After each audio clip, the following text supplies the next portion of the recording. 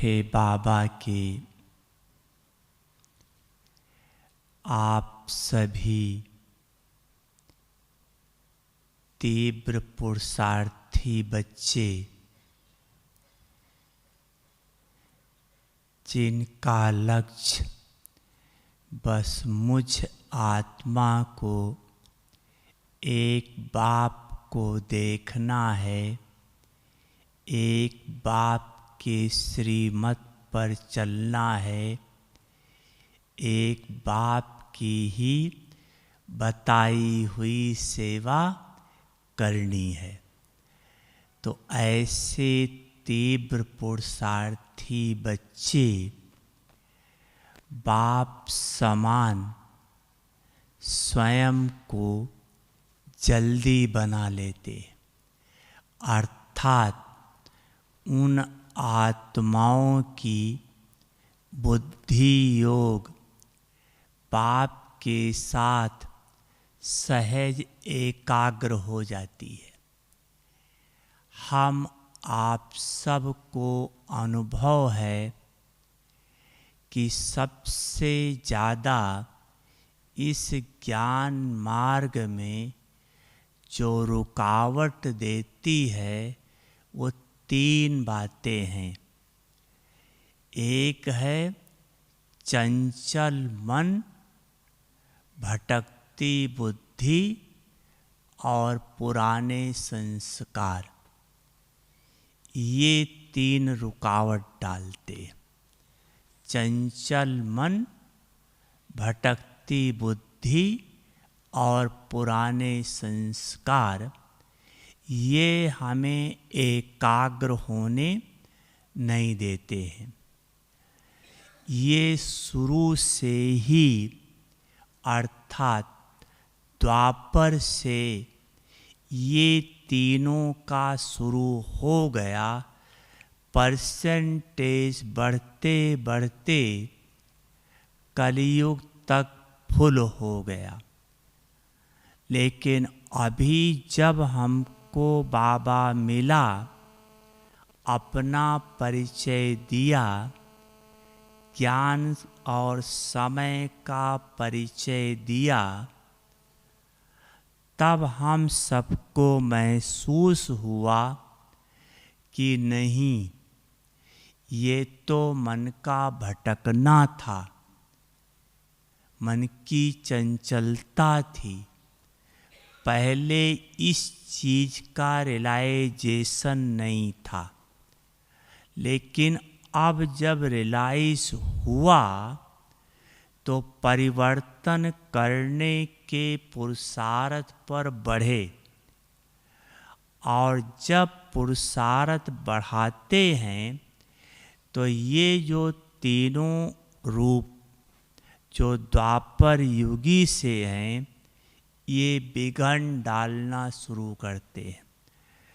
अब इनको कंट्रोल करने के लिए ये तीनों श्रीमत के अनुकूल आ जाएं, मन चंचलता छोड़कर बाप में टिक जाए, बुद्धि का भटकना बंद होकर श्रीमत प्रमाण जजमेंट दे, पुराने संस्कार तंग करना छोड़ अनादि आदि स्वरूपधारी बन जाएं।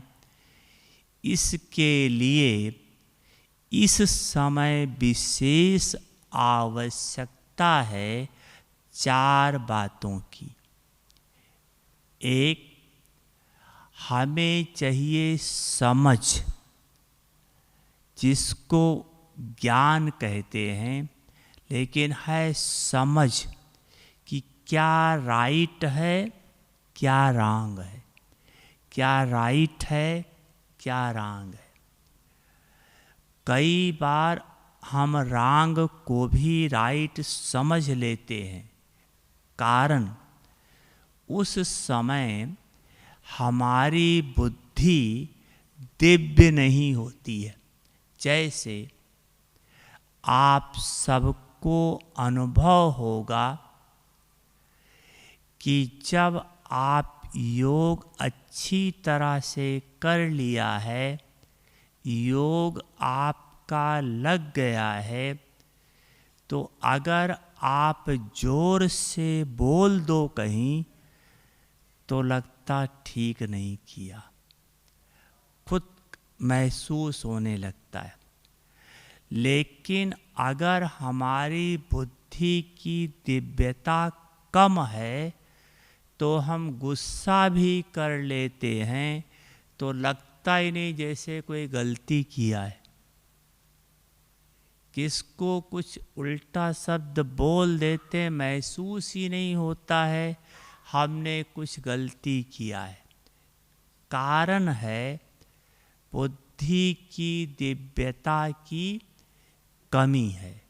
तो एक तो हमें समझ चाहिए कि क्या राइट है क्या रॉन्ग है। उस समझ को क्लियर करने के लिए श्रीमत का कांटा है कि ये बात राइट है या रॉन्ग है। श्रीमत के कांटे से आप चेक करो।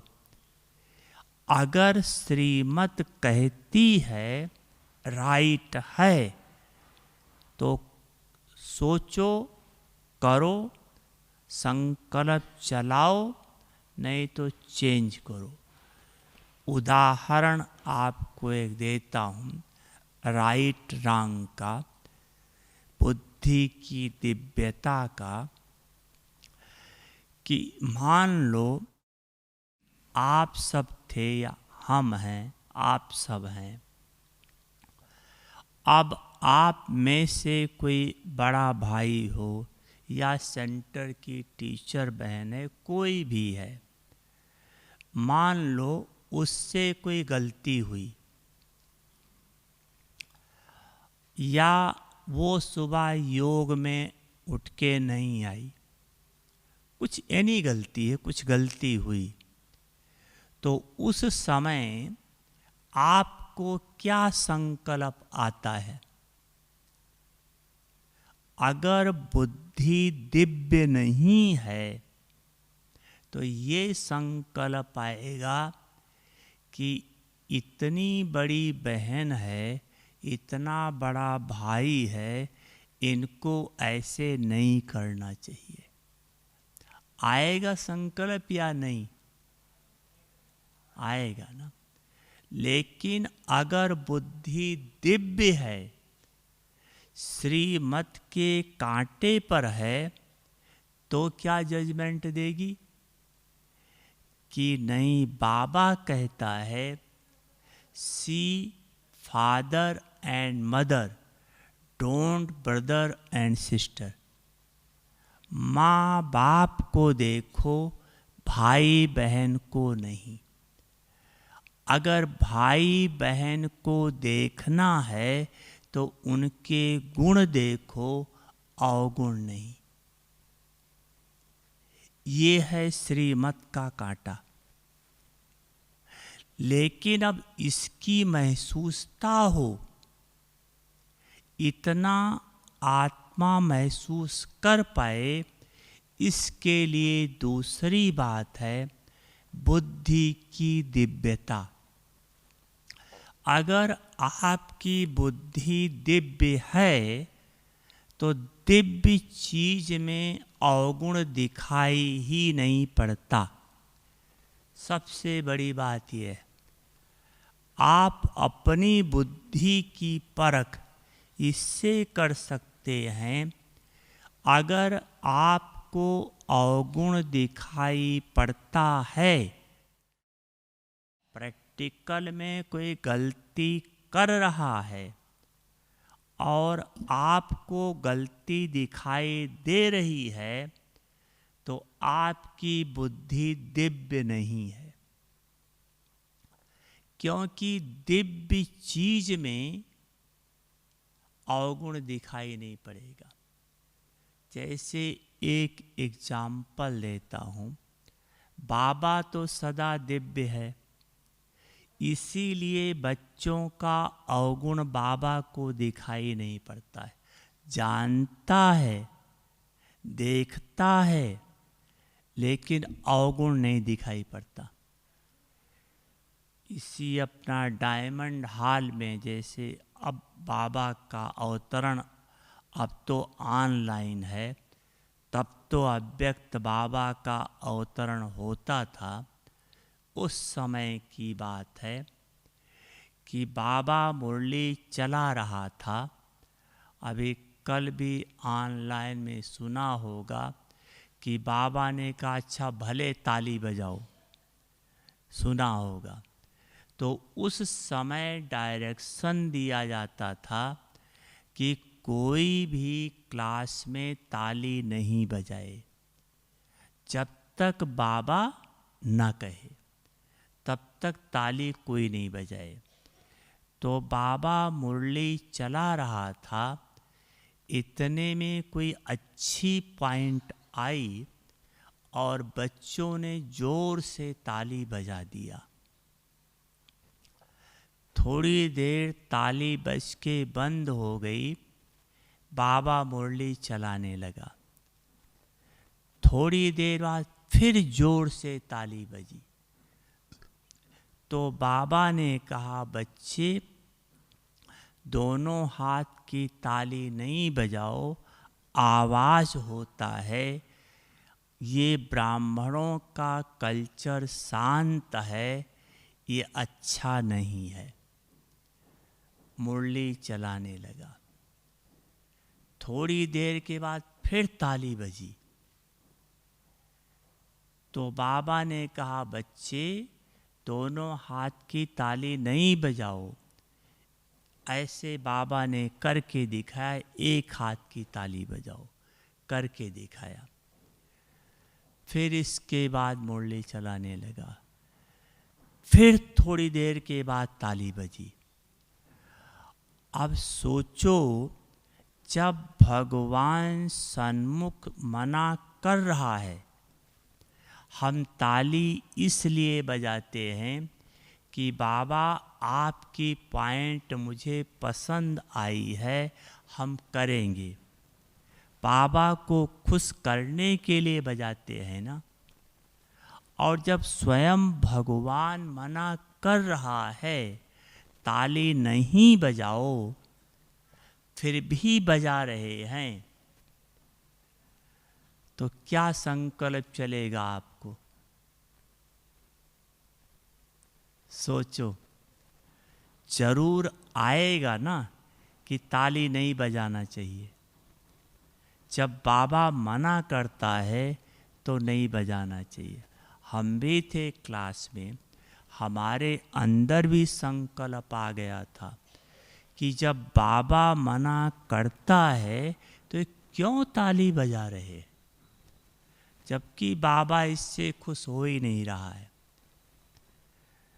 तो हमारे अंदर तो क्यों का संकल्प आ गया? क्योंकि बुद्धि पूरी प्योर नहीं थी, बाप समान प्योर नहीं थी। और बाबा तो प्योर है। अब बाबा को क्या संकल्प चला? बाबा कहता है कि आज बाप दादा मुरली चला रहा है और बच्चों को मना करता है ताली नहीं बजाओ, फिर भी बच्चों में इतना उमंग है, इतना उमंग है कि अपने को कंट्रोल ही नहीं कर पा रहे हैं। देखो बाबा उसको कितना पॉजिटिव लिया, उस बात को कितना पॉजिटिव लिया, और हम निगेटिव में रह गए। क्यों? दिव्यता की कमी है। तो बुद्धि को दिव्य बनाओ, इससे दो फायदा होगा। एक तो राइट रॉन्ग का रियलाइजेशन होगा, जिससे आप राइट कार्य कर सकेंगे। नहीं तो राइट रॉन्ग का रियलाइजेशन न होने से हम कई खुद नहीं करते हैं, लेकिन रांग कार्य में सहयोगी बन जाते हैं। उसने ऐसे किया, हाँ हाँ वो ऐसा है, हो गए ना सहयोगी। आधा पाप तो ले लिया ना। क्यों? हमने सहयोग दिया, उसको और उमंग आया उसके उल्टा बोलने के खिलाफ। उसको उमंग आया, फिर वो और किसी से जा कर के बोलेगा कि वो भी कहता था ऐसा है। वो और आपका नाम ले करके उनको और आगे बढ़ाएगा। इससे सारा वातावरण दूषित हो जाता है। कितने का बुद्धि योग बाबा से टूटता है। इसलिए बुद्धि की दिव्यता लाओ। अब बुद्धि की दिव्यता कैसे आएगी? बुद्धि की दिव्यता का आधार है, बाबा ने मुरली में बताया था कि बुद्धि की दिव्यता का आधार है कि जो आपके पास मैंपन की बुद्धि है, देभान की बुद्धि है, इसको आप बाबा के आगे अर्पित कर दो। किस प्रकार से? इन्हीं श्रेष्ठ संकल्पों से कि मीठे बाबा जो देभान की बुद्धि है, अब आज से आपको अर्पित कर रहा हूँ या कर रही हूँ। आप ऐसा संकल्प बाबा को देंगे तो बाबा से रिस्पांस आएगा, अच्छा बच्चे अब बुद्धि को दे दिया, अब इस बुद्धि से तुम्हारा अधिकार खत्म हो गया, अब इस बुद्धि पर बाप का अधिकार है। अब बच्चे इस बुद्धि से श्रीमत प्रमाण जजमेंट करो, और जितना श्रीमत प्रमाण जजमेंट करेंगे, कर्म करते जाएंगे, तो श्रेष्ठ कर्म की शक्ति, श्रेष्ठ कर्म का दुआओं का फल, श्रेष्ठ कर्म का भगवान का आशीर्वाद और श्रेष्ठ कर्म की जो आपके अंदर सामर्थ्य जमा होगा, इससे आपको अपनी बुद्धि दिव्य बनाने में बड़ी मदद मिलेगी। ये अभ्यास करो। सिर्फ संकल्प दो नहीं, जैसे भी कल बाबा की मुरली में सुना, दृढ़ता लाओ, व्यर्थ को खत्म करो। व्यर्थ को खत्म करना ही है। व्यर्थ का मतलब ये नहीं, कई समझ लेते हैं कि हमें बिजनेस के बारे में सोचना ही नहीं है, परिवार के बारे में सोचना ही नहीं। सब कुछ सोचना है, लेकिन सोचने का ढंग बदलना है। सोचने का ढंग बदलो। आप सेंटर पर जो समर्पित भाई बहने हैं, वो भी हम आप सब एक प्रकार से गृहस्थी हैं। सेंटर वाले भी गृहस्थी हैं। उनके पास कम काम नहीं होता, कम जिम्मेदारी नहीं होती है। जैसे आपके घर में खाना बनाना, एवरीथिंग सब कुछ है, सब सेंटरों पर भी होता है। वो भी बाबा का घर है।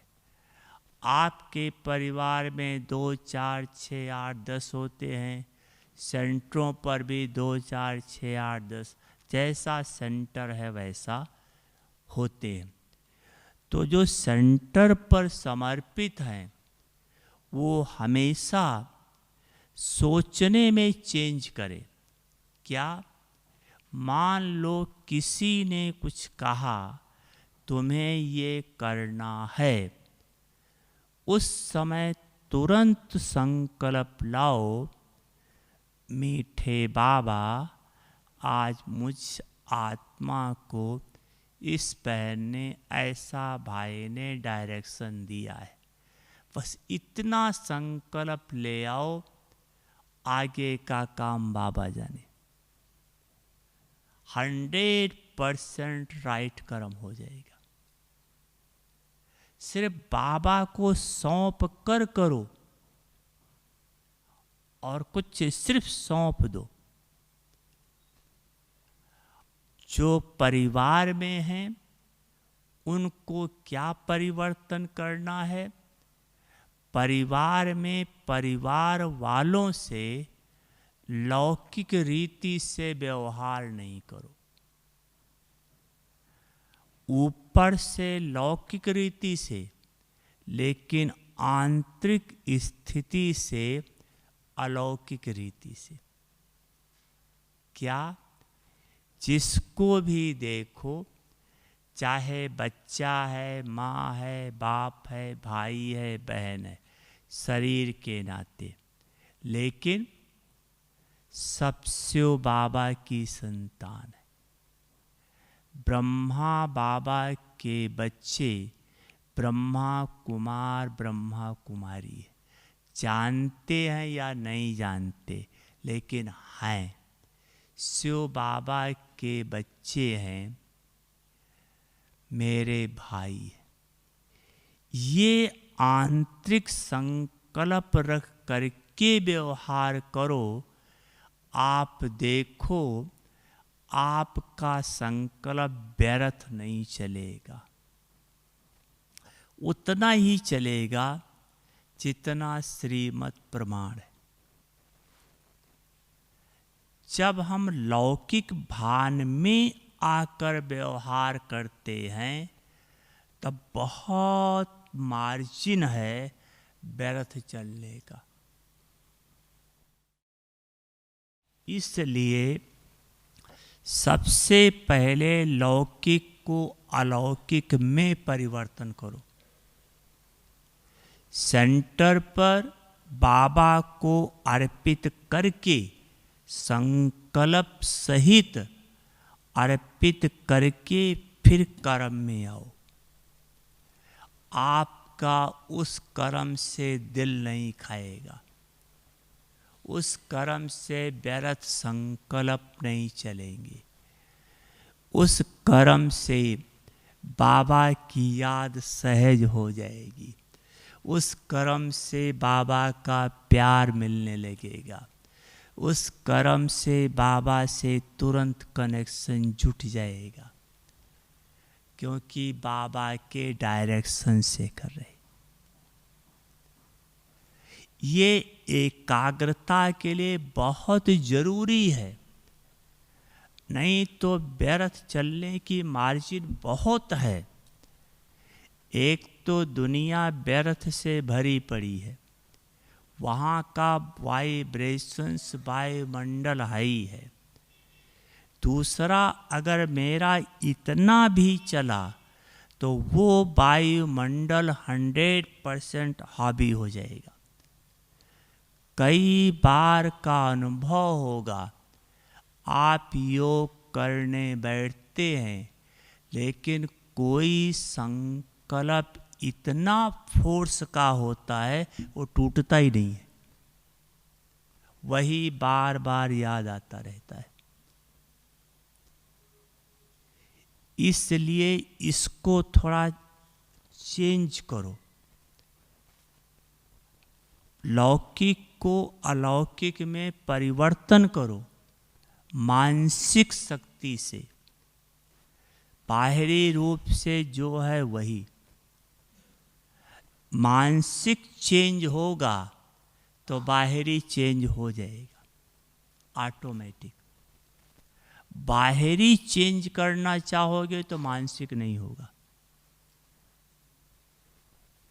जैसे बाहर के लोग साधु संत सन्यासी सब हैं, बाहर का गेरुआ कपड़ा पहन लेते, जो भी कपड़ा पहन ले, लेकिन मन नहीं बदलता है, बुद्धि नहीं बदलती, संस्कार नहीं बदलता है।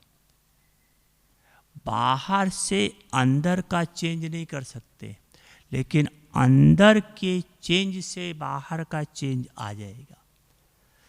जब आप बाबा के घर में आए, सबको सफ़ेद सफ़ेद कपड़ा पहने देखा, अच्छा लगा, थोड़ा मन को सुकून मिला, अपने आप सफ़ेद कपड़ा पहनने लगे। किसी ने कहा नहीं, पहनने लगे। छोटी छोटी बहनें वो भी साड़ी पहनना शुरू कर दिया। मन को अच्छा लगने लगा, अच्छा लगने लगा। तो जो अंदर आता है वो बाहर तुरंत आ जाएगा। कई योग करने बैठते हैं, लेकिन दिखाने के लिए, नहीं तो कहेंगे ये तो योग करता ही नहीं, घूमता रहता है। उसका योग नहीं लगेगा, ना परिवर्तन होगा।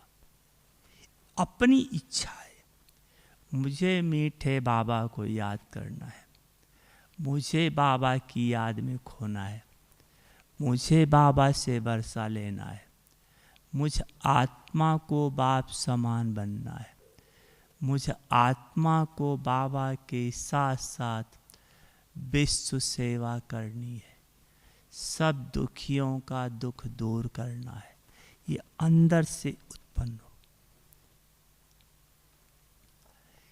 इसके लिए भगवान से इतना जुटे, उसके लिए शुरू से ही जिसने श्रीमत पर स्वयं को चलाने की कोशिश की है, उसके लिए अति सहज है। और जिसने कर्म में संकल्प बोल कर्म श्रीमत प्रमाण चलाने की कोशिश नहीं की है, पुरुषार्थ नहीं किया है, वो कितना भी योग लगाए लगेगा नहीं। बड़ी मुश्किल से खींच ताच के कहीं 1-2 मिनट लग गया तो लग गया। और योग नहीं लगता है, उसकी निशानी है कि जैसे योग करके उठते हैं, बातचीत करना शुरू कर देते, कुछ भी भगवान से नहीं मिला, खाली के खाली रह गए, बाहर मुक्ता में आ जाते। तो एकाग्रता के लिए लौकिक को अलौकिक में परिवर्तन करो। ये फर्स्ट फाउंडेशन है। इसके बिना आप आगे बढ़ नहीं पाएंगे पुरुषार्थ में। भले अभी लॉकडाउन था, सबने योग किया, कमाई किया, बहुत अच्छा, लेकिन किसका कितना योग लगा वो खुद ही जानता होगा। क्योंकि बहुत समय का अभ्यास काम आएगा। अगर आप बहुत समय से पीछे श्रीमत पर नहीं चले हैं, तो एक तो भगवान की अवज्ञाओं का दंड, दूसरा उल्टे कर्म का बोझ, तीसरा आपके कर्म से जिसको दुख मिला उसकी बद्दुआ, चौथा वायुमंडल वाइब्रेशंस खराब हुआ, उसका आपके ऊपर पाप का खाता, ये योग लगने नहीं देगा। ऐसे मत समझना साधारण रीति से चल रहे हैं तो कुछ नहीं है। क्यों? क्योंकि आप साधारण आत्माएं नहीं हो, भगवान के बच्चे हो। कल भी बाबा ने मुरली में इस पर जोर दिया है, आप बहुत महान आत्माएं हो। भगवान ने आपको अपना साथी बनाया है विश्व का दुख दूर करने के लिए, विश्व को परिवर्तन करने के लिए आपको साथी बनाया है। ऐसे नहीं बनाया, आप में विशेषता है, गुण है, तब बनाया है। सिर्फ उस विशेषता गुण को मर्ज नहीं होने दो, इमर्ज रखो, इमर्ज रखो। मर्ज ये देह भान करता है। देह भान आया, विशेषताएं सब मर्ज हो गई, खत्म नहीं हुई, मर्ज हो गई। और ज़्यादा समय देह भान में रह गए तो जैसे कोई चीज़ ज़्यादा मिट्टी के अंदर डाल दो, जैसे छुप जैसे जाती है, वो हो जाता है। फिर वो विशेषता जैसे है ही नहीं। इसलिए एक अलौकिकता लाओ, सेंटर पर बाबा को समर्पित करो और संस्कार को बदलने के लिए बार बार बार बार अशरीरी होने का अभ्यास करो, अशरीरी होने का अभ्यास करो। जब तक आप आत्मा को अपने अनादि कि जब मैं आत्मा परम धाम में हूँ, बाबा के पास हूँ, तो मैं आत्मा कैसी हूँ? एकदम बाप समान हूँ, मास्टर सर्वशक्तिवान हूँ, बिल्कुल बाप समान चमक रही हूँ, बाप समान पवित्र हूँ। एक अनादि स्वरूप का जब अनुभव आप कर लेंगे, तब कर्म क्षेत्र पर उसका प्रभाव आपके जीवन में रहेगा। ऐसे संस्कार चेंज नहीं होगा। कोई चीज मिलने पर दूसरी चीज छूट सकती है, जबरदस्ती नहीं छोड़ पाओगे। जबरदस्ती हट करो, मैं ज्योतिर्बिंदु आत्मा हूँ, मैं शांत स्वरूप हूँ, प्रेम स्वरूप, इससे ना शांति का अनुभव है ना प्रेम का अनुभव है।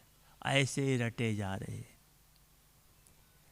नहीं, अपने निराकारी स्वरूप में स्थित होकर निराकार बाप के पास बैठो। देखो परमात्मा की किरणें आत्मा में आ रही है, समान बन रही हो, समान बन रही, समान बन रही। खो जाओ उसे, कंबाइंड हो जाओ। फिर देखो आत्मा की स्थिति कितना सहज आ जाएगी। लेकिन इस अभ्यास के लिए आपको दो बातों पर अटेंशन देना पड़ेगा। एक, बेहद की वैराग्य वृत्ति। अभी ब्राह्मणों में वैराग्य आया नहीं है, और वैराग्य ना आने से त्याग नहीं हो रहा है। वैराग्य से त्याग, त्याग से तपस्या, और फिर तपस्या से सेवा है। फर्स्ट है वैराग्य। वैराग्य क्यों नहीं ब्राह्मणों में है? हर एक अनुभवी होंगे, लेकिन जहाँ तक मैं समझता हूँ वैराग्य इंसान को तब आता है जब दुखी होते हैं तब, है ना। और ब्राह्मण तो दुखी होते ही नहीं है। भगवान का वायदा है कि दुनिया भूखे मरेगी मरेगी, मैं बच्चों को अंत तक दाल रोटी देता रहूँगा। कोई चिंता है ही नहीं, ना उसकी चिंता ना मरने की चिंता, क्योंकि बाबा कहता है तुम्हारा जिम्मेदार मैं हूँ। और ब्राह्मण समझ भी गए हैं, शरीर छोड़ा तो एडवांस में जाएंगे या जाकर कहीं सेवा करेंगे, अच्छा ही जन्म मिलेगा, तो कोई दुख तो है नहीं जिससे ब्राह्मणों को वैराग्य आए। एक बार मैं तो कभी कभी कहता हूँ कि दुनिया वाले तो भूखे मरेंगे और ब्राह्मण खा खा के मरेंगे। मरेंगे तो सब। आप लॉकडाउन में देखो, प्रैक्टिकल, किसी ब्राह्मण को खाने की तकलीफ हुई है? हुई है किसी को? नहीं ना। सेंटर पर तो और माल आया है, जो कम आता था, जो पहले कम देते थे वो भी देने लगे। क्यों? बाप है ना, अपने बच्चे को तो संभालेगा ही। लेकिन बाप तो संभाल रहा है, हम भी ऐसे बाप के लिए कुछ करें तो सही। और क्या करना है? यही कहता है, मेरे मीठे बच्चे मेरे समान बन जाओ, मेरे समान बन जाओ। और बाबा चाहता क्या है? तो निराकारी स्थिति का अभ्यास, बार बार अपने को परम धाम में स्थित करो। उसके लिए एक वैराग्य बताया, और दूसरा है अपने को आत्मक स्वरूप में टिकाने के लिए बार बार प्रैक्टिस, 4 रूपों की। आत्मा को अपने स्वरूप में टिकाने के लिए 4 रूपों की बार बार प्रैक्टिस करो। वो है देही अभिमानी, आत्म अभिमानी, विदेही और अशरीरी। ये 4 रूप है। आपने सुना होगा बाबा के चारों शब्द, देही अभिमानी, आत्म अभिमानी, विदेही और अशरीरी। इन चारों में बार बार अपने को टिकाते रहो। पहला है देही अभिमानी। देही अभिमानी अर्थात जब आप आत्मा कर्म कर रहे हो तो यह स्मृति रहे कि मैं आत्मा कर्म इंद्रियों का आधार लेकर कर्म कर रही हूँ। आत्मा ज्योतिर्बिंदु स्वरूप हूँ, लेकिन इंद्रियों का आधार लेकर कर्म कर रही हूँ। ये अभ्यास बढ़ाओ। ये अभ्यास बढ़ते बढ़ते बढ़ते बढ़ते जब आपका लास्ट स्टेज आ जाएगी, तब आपकी आ जाएगी उपराम अवस्था। उपराम अवस्था। उपराम अवस्था किसे कहते हैं? बाबा ने उदाहरण बताया था कि शुरू है न्यारी की अवस्था जो कर्म इंद्रियों का आधार लेकर कर्म करते हैं। ये है कमल का फूल, परिवार में रहते सबके साथ रहते न्यारा, शरीर के साथ आत्मा रहती इससे न्यारी, आधार लेकर कर्म करे। और उपराम अवस्था है गुलाब का फूल। गुलाब के फूल की 3 विशेषता है जो और किसी फूल में नहीं है। जानते हैं? 3 विशेषताएं जो और किसी फूल में भी नहीं है।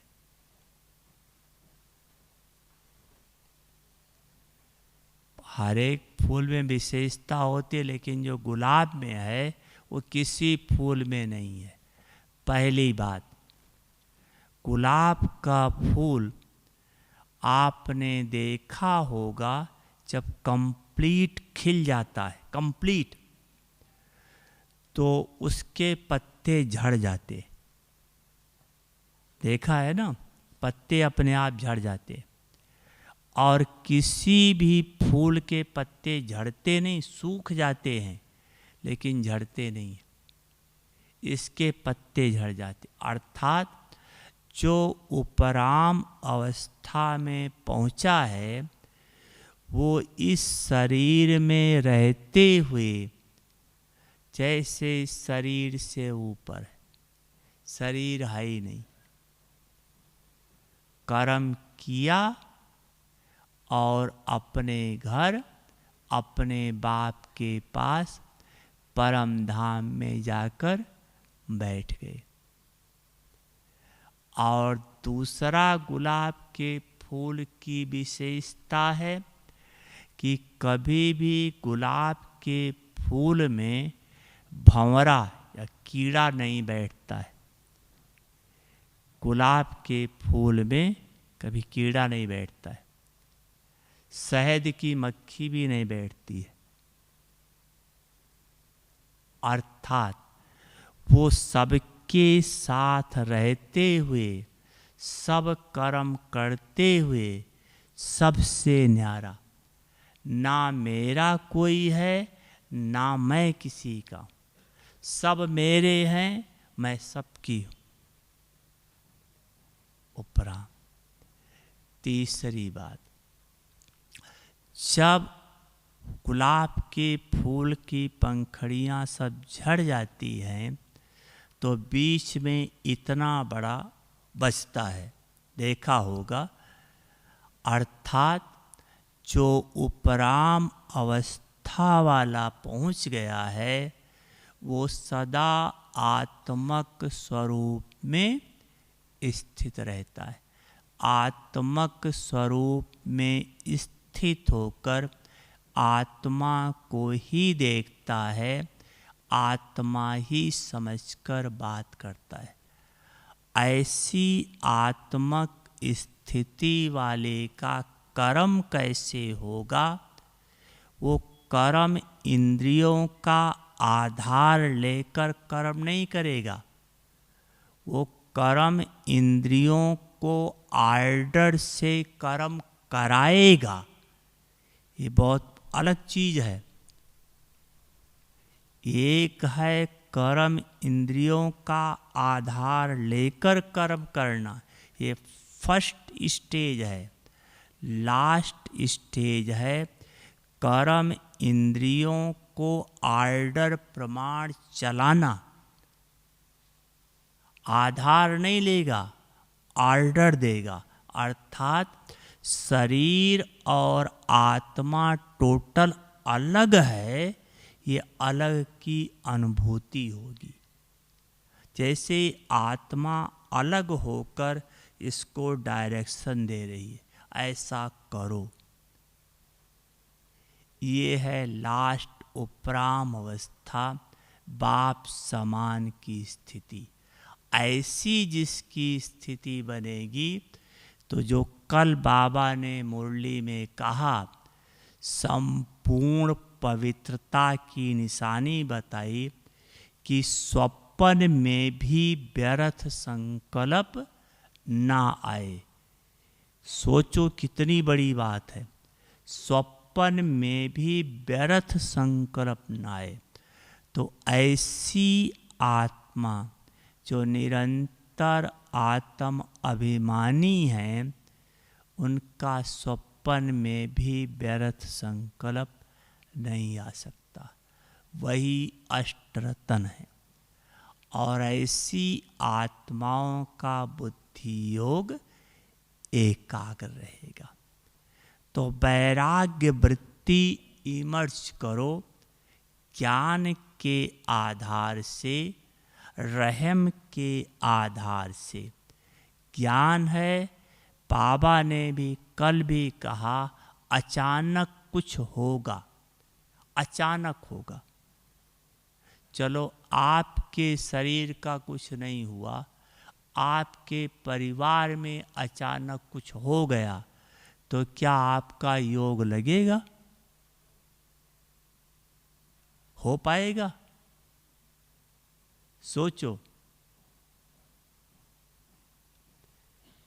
इसलिए इस चीज के अभ्यास को बढ़ाओ, ज्ञान। और दूसरा है रहम लाओ। दुनिया में इतनी आत्माएं दुखी हैं, त्राह त्राह कर रही हैं। बाबा ने कल मुरली में कहा, बाप को तो सुनाई पड़ता है आत्माओं की दुख भरी आलाप। बाबा ने कहा, क्या तुम्हें नहीं सुनाई पड़ता है?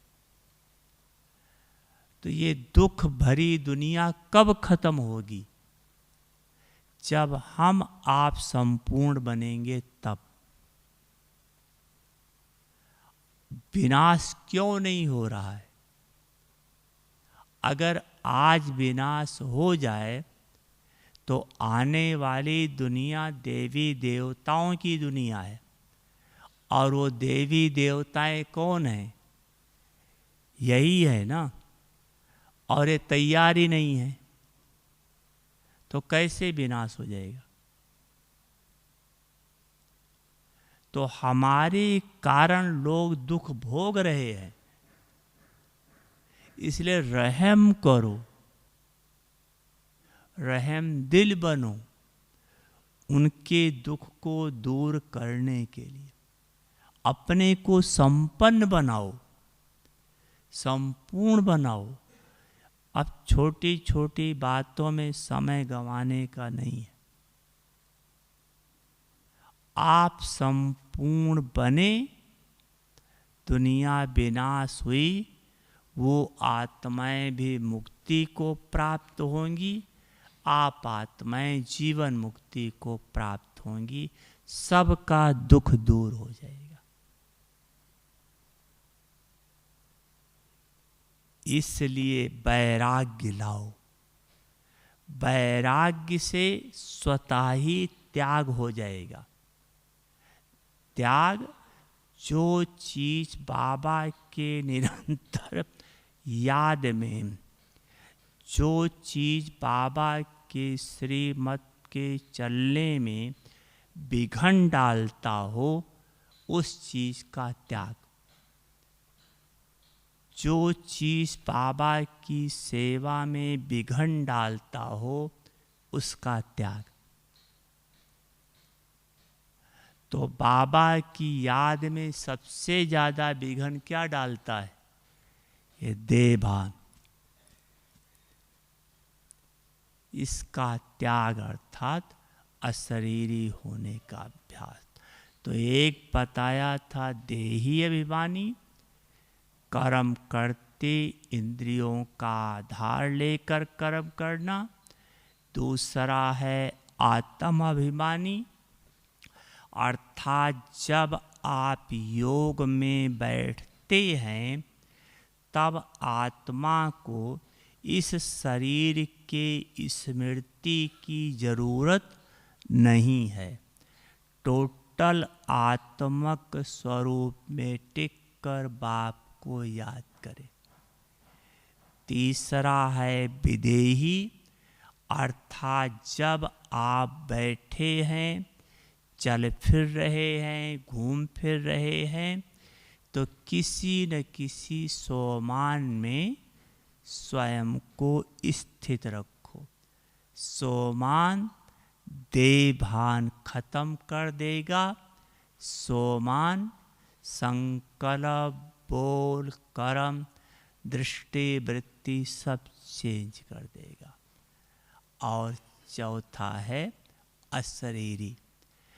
जब आत्मा परम धाम में है, तब बिना शरीर के। आप जब भी टाइम मिले, आप इस स्थिति का अभ्यास अवश्य करो कि मैं आत्मा हूँ ही परम धाम की, मैं वहीं थी, यही मेरा घर है, यही मेरा घर है। यहाँ मैं, आत्मा, मेरा बाबा और सब आत्माएं ही आत्माएं हैं। मेरा मीठा बाबा है, यही मेरा घर है। अपने को वहाँ बार बार निवासी स्थित करो, फिर कभी वहाँ से ही साक्षी होकर नीचे देखो, ये शरीर मरा पड़ा है, मैं ऊपर बैठी हूँ। ये बार बार अभ्यास करो। जितना ये अभ्यास बढ़ाते जाएंगे, आपका मन एकाग्र होता जाएगा और एक रस स्थिति स्वतः आ जाएगी। ओम शांति।